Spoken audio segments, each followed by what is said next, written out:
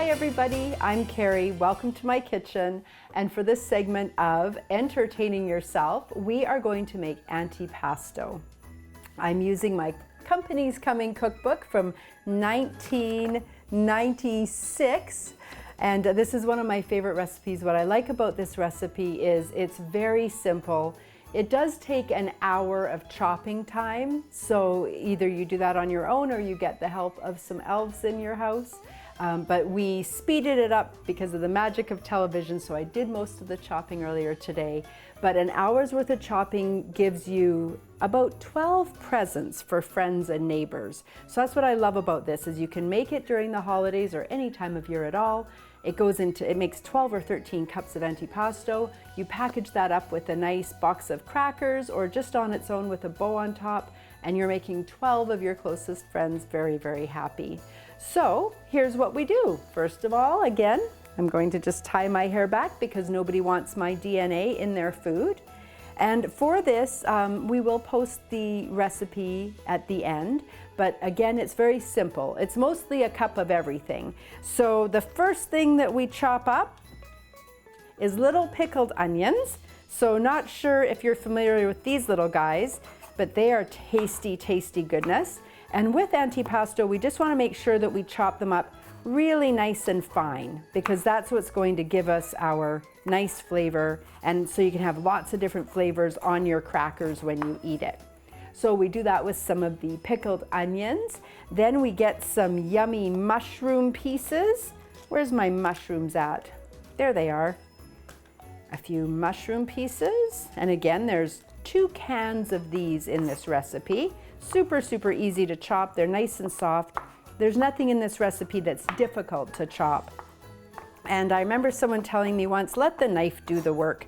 We always just use so much of our own gumption to do chopping, but that's what our knife is for. So again, just chopping it nice and fine. After our mushrooms, let's do some peppers. Now it says red peppers and green peppers. I use red peppers and yellow peppers or orange peppers or green peppers or whatever 2 peppers I have handy.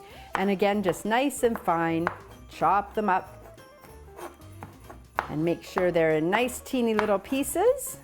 So 1 of each, so 2 peppers of 2 different colors each.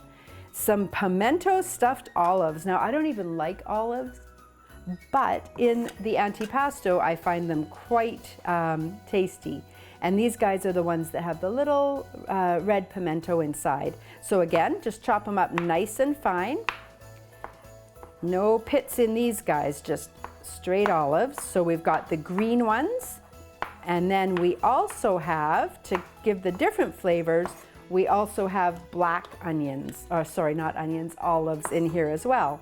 And I like to buy the ones that are already sliced because that means less work for me. And I'm all about less work.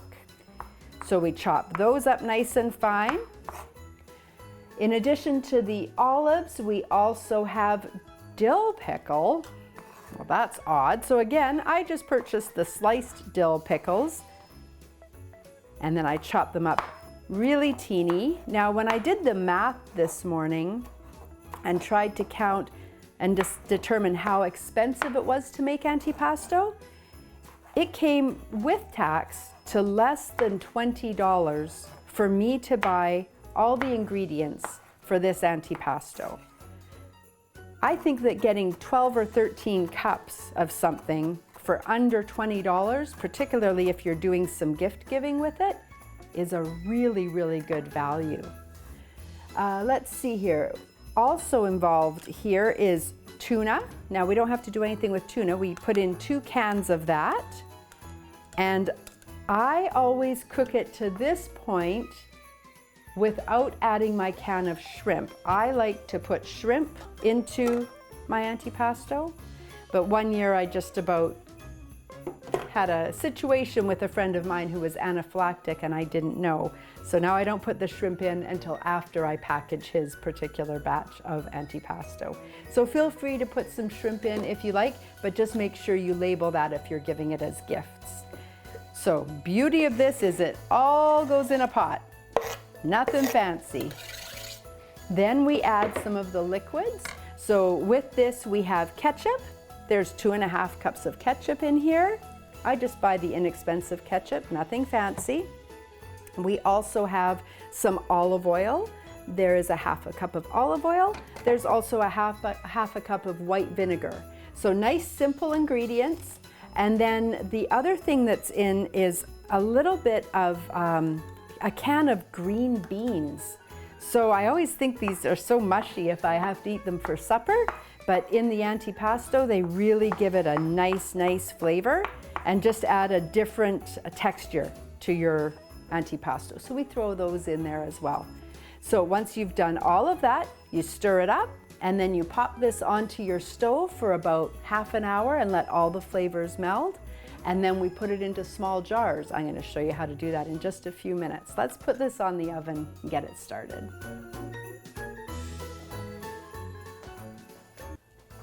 Excellent. Now don't forget to stir this antipasto while it's on the stove so that it doesn't burn at the bottom. Then I just place it into the little jar, right up to the top. Pop on the lid, give it a good hard twist, and now that will keep in the freezer for probably a couple of months, or in the fridge for a couple of weeks, no problem. So serve that with some nice little crackers and a nice beverage and you're good to go. Perfect gift and perfect for having in the kitchen or in the fridge if company drops by. Awesome, thanks so much.